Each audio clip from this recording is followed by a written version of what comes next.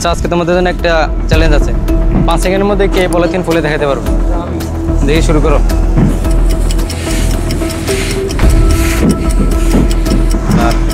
ওকে ওকে ওকে, থামো। দেখি কার কতটুকু খুলছে। বাহ, তোমার অনেক ভালো হয়েছে। ঠিক আছে, আমি এখন তোমাদের দেখাবো কিভাবে পলিথিনটা সহজে ফুলে দেখাতে হয়।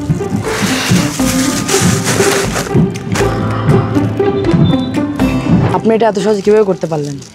আমি বার্নৌলির নীতি ব্যবহার করে এই কাজটি করতে পেরেছি।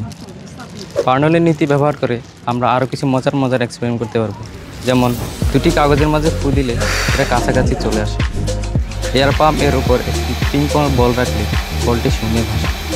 বেঞ্চের টিপের মোটা অংশে বাতাস প্রবাহিত করলে নিচে নল দিয়ে পানি উপরে উঠে আসে। এতক্ষণ যে বিষয়গুলো আমরা দেখলাম তা বার্নৌলির প্রিন্সিপাল দিয়ে খুব সহজে ব্যাখ্যা করা যায়। বার্নৌলিস প্রিন্সিপাল বোঝার জন্য আমরা এমন একটি পাইপ কল্পনা করব তার এক প্রান্ত মোটা এবং এক প্রান্ত চিকন। পাইপটির ভিতরে যে কোনো বিন্দুতে শক্তির সংরক্ষণশীলতা নীতি প্রযোজ্য হবে। এখন পাইপটির মধ্যে দিয়ে ফ্লুইড যেমন বাতাস বা পানি প্রবাহিত করলে এর প্রত্যেকটি বিন্দুতে একক আয়তনে গতিশক্তি, অভিকর্ষ বিভব শক্তি এবং চাপজনিত শক্তির সমষ্টি ধ্রুব থাকবে।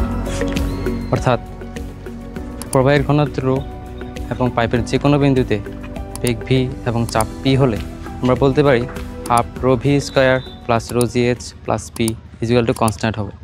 এখন পাইপটির মোটা অংশের একটি বিন্দু এম এবং চিকন অংশের একটি বিন্দু এন কল্পনা করি। পাইপটির মোটা অংশের এম বিন্দুতে প্রস্থচ্ছেদের ক্ষেত্রফল A1 এবং বেগ V1।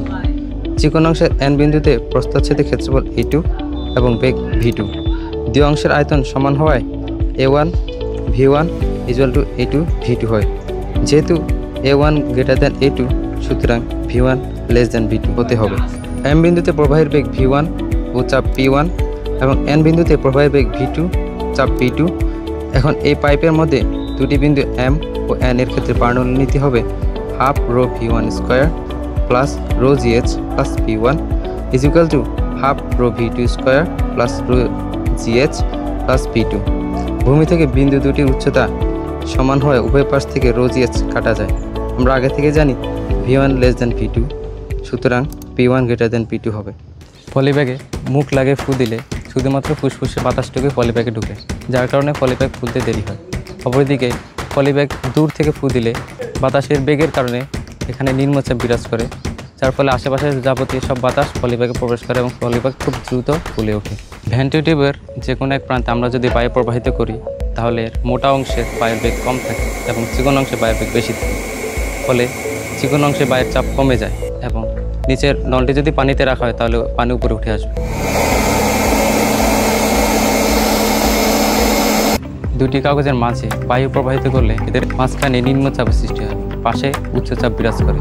এর ফলে কাগজ দুটি পরস্পরের কাছাকাছি চলে আসে। একটি এয়ার পাম্পের উপরে একটি পিং পং বল রাখলে দেখা যায় পিং পং বলটি শূন্যে ভাসে। আপাত দৃষ্টি একে ম্যাজিক বলে মনে হবে, কিন্তু না, এটি কোনো ম্যাজিক না। এর পিছনে কাজ করছে বিজ্ঞানী বার্নৌলি থিওরি। এয়ার পাম্প থেকে বাতাস দ্রুত বেগে বের হচ্ছে। বাতাসের ধাক্কায় বস্তুটি একটি সাম্যাবস্থানে আছে, যেখানে বস্তুটির ওজন এবং বাতাসের ধাক্কাজনিত বল সমান থাকবে, অর্থাৎ তখন বস্তুটির উপর লব্ধি বল শূন্য হবে। এখন বলটি যদি একটু পাশে সরে যায় তখন এর এক পাশে বাতাসের প্রভাব বেশি থাকে এবং অপর পাশে কম থাকে। যে পাশে বাতাসের প্রভাব বেশি থাকে সেই পাশে তুলনামূলকভাবে নিম্নচাপের সৃষ্টি হয় এবং অপর পাশে উচ্চচাপ বিরাজ করে, ফলে বলটি আপনা আপনি সাম্যাবস্থানে চলে আসে। অর্থাৎ তখন দেখা যায় এয়ার পাম্পটিকে বাঁকানো হলেও পিং পং বলটি ভূপৃষ্ঠে পতিত হচ্ছে না।